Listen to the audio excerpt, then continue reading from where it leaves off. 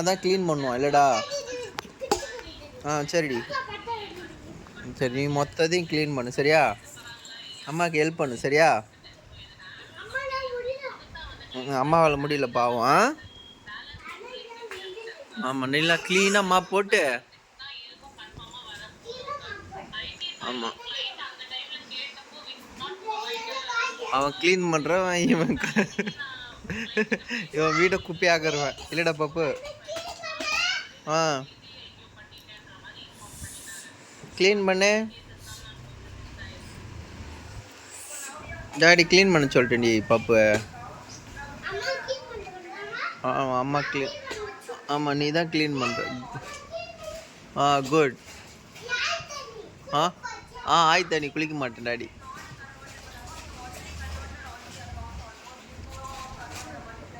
ஐயோ